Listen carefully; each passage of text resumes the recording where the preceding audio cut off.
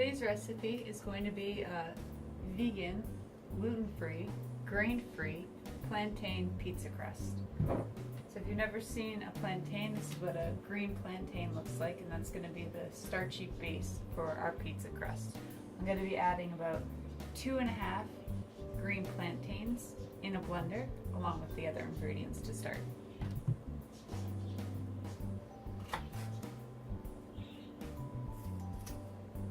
So I've chopped up 2.5 green plantains in the blender here, and I'll blend those up, make them a little smooth before I add in the other ingredients.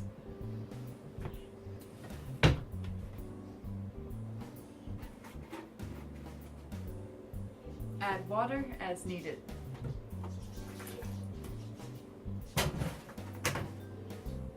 Next up, I have a chopped whole red bell pepper. And I like a little heat, so I'm just going to put a little piece of habanero in here.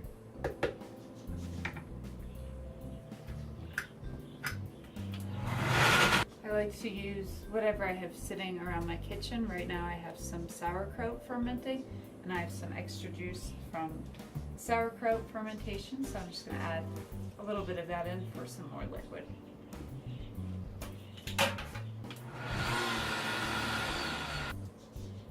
So as you can see, that's nice and smooth here. And that's really the base of the pizza crust. Now this is a grain-free and gluten-free pizza crust, so we won't be using any traditional flours. I've mixed together here a 1/4 cup of Bob's Red Mill almond flour, as well as Bob's Red Mill golden flaxseed meal. So 1/2 cup total, 1/4 cup of each. You could also try, in the past I've done either just a 1/2 cup of almond meal or a 1/2 cup of flax meal, but you're going to want a 1/2 cup of some type of flour.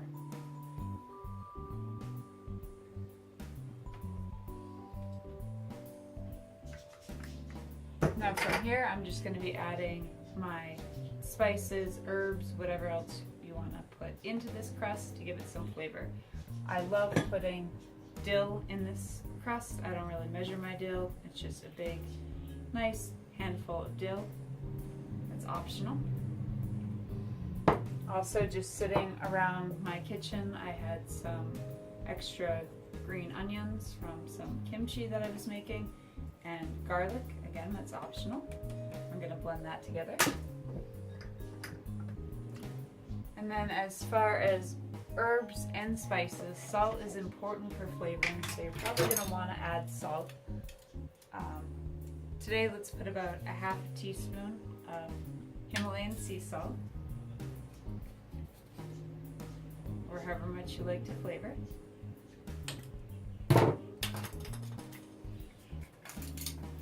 A 1/4 teaspoon of fresh ground black pepper.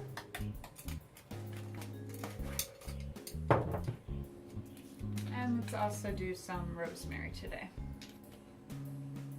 I change this every time I make it. Just really whatever you want.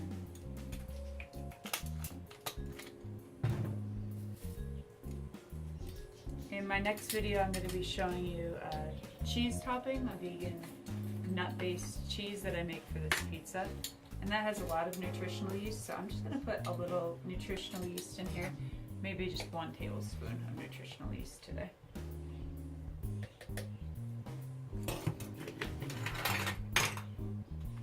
And then finally, baking powder is really optional. The crust isn't going to rise that much.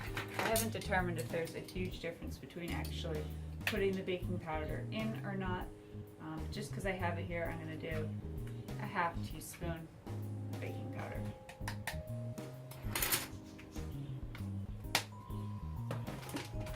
And then my final spice is za'atar. If you don't know what this is, it's a za'atar, if you don't know what this is, it's a Middle East seasoning, and basically it's sumac, sesame, and there's also salt in here.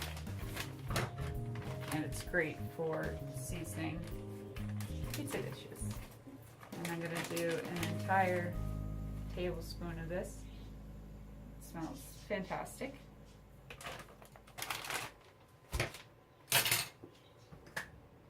blend it all up.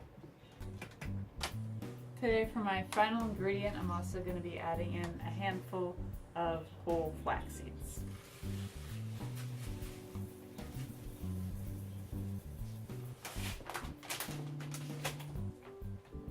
So this is what the consistency of my final mixture looks like. As you can see, I do have a lot of dill in there. There's quite a bit of green. So from here, I'm going to take a pizza pan lined with parchment paper.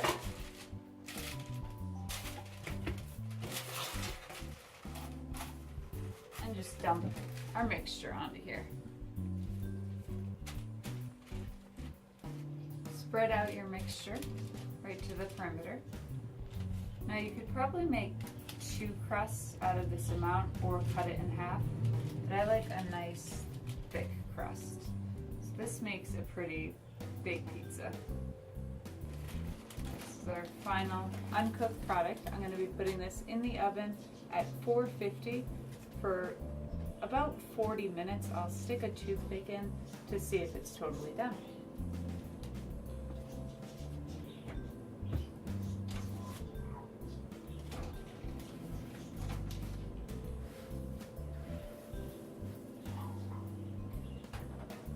All set.